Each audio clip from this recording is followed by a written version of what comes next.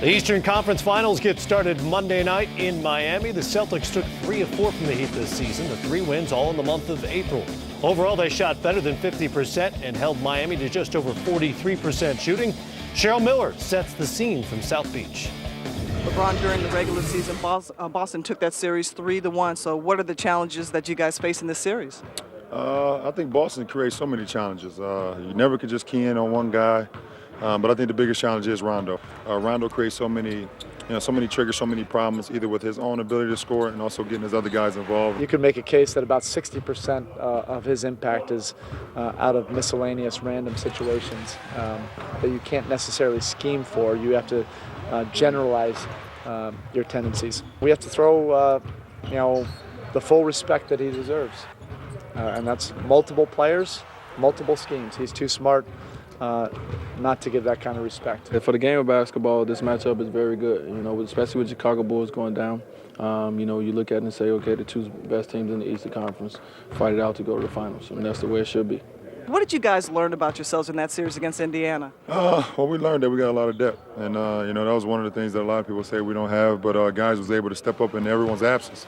We implemented Shane into the starting lineup, and it worked amazing with CB being out in the last round, and then when UD went out for Game 6 because of the suspension, other guys stepped up. Always a pleasure. Thank you so much for your time. All right, thanks, Cheryl.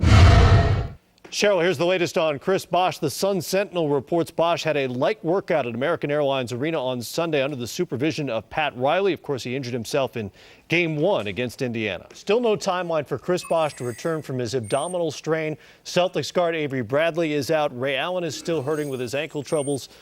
For Miami, LeBron and Dwayne Wade are playing and playing well. Brent, the formula has been for them, they've both played great, and then one other guy has scored basically above his average to get them wins.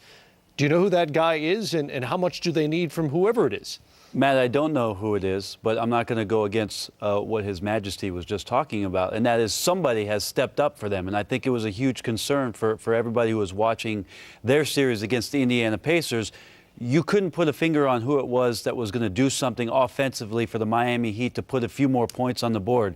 But without defining who that is, Haslam did it in one game. Shane knocked down a few in another. Mike Miller made a few buckets in the other. So psychologically, I think they got over a bit of a hump, not saying this guy or this guy's got to do it. Somebody's going to do it, and we know Wade and LeBron are going to be very good. Maybe it's even better that they don't know, and it doesn't have to be a particular guy in each game.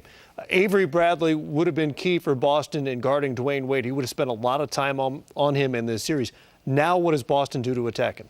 I think that's going to be a big key for the Boston Celtics. Just the way Dwayne Wade has been playing in the last 3 games for the Miami Heat.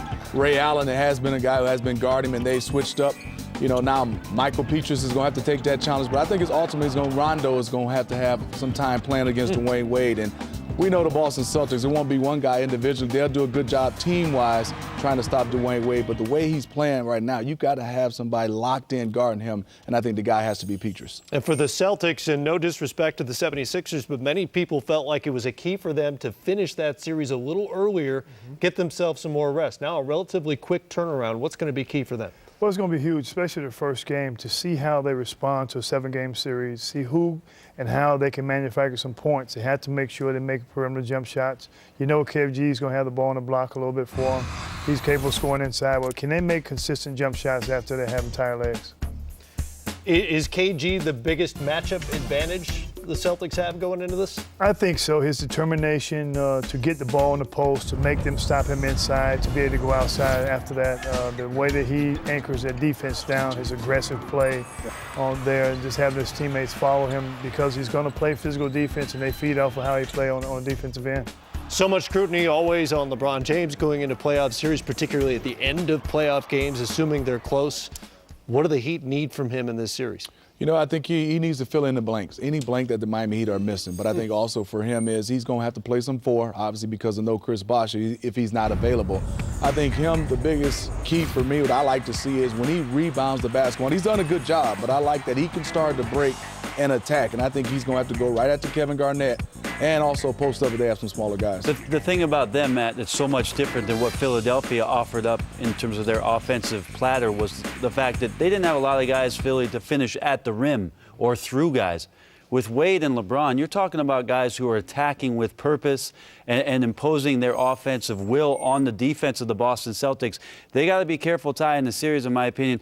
They cannot get Kevin Garnett into foul trouble. So if the pick and rolls are occurring for the Miami Heat with other guys involved, the back line of defense is going to be Kevin Garnett. And he's got to be very careful as to how he's going to play those guys coming right at him. I ordered that offensive platter the other day. Delicious. Quick predictions from the three of you. Who do you like in this series? Well, I think initially everybody's going to go with Miami because of youth and then the fact that Boston had a long series. But I think Boston's going to be up for the challenge. And maybe after the first game to get themselves going, I give them a great chance to extend the series. All right. You know, I love as Boston and in Miami Heat. I think it's going to come down to a Game 7. I'm going to give the advantage to the Miami Heat. I think they have enough, and I think because of LeBron and D. Wade, those two stars will take over. I think the tired legs might catch up to the Boston Celtics, but don't count them out. I'm going with the Heat. I think I got the Heat out of that. Okay. I'm going to go with Miami, and I think for the simple fact, and Smitty kind of talked about it, I think that Dwayne Wade and LeBron James can sustain their greatness for longer periods of time against the Boston Celtics. It's going to be a taller task than what they had against Indy, but I just think as the series goes on, they can continually play at that level where Boston, all playoffs long, not just the last series, has been trying to find those consistencies. Ask Rondo to stay engaged. Ask KG to get into the post. Too many questions against that offensive potency of Miami. All gets going on Monday night. ESPN carries the Eastern Conference Finals, starting with Game 1, 8:30 Eastern Time from Miami.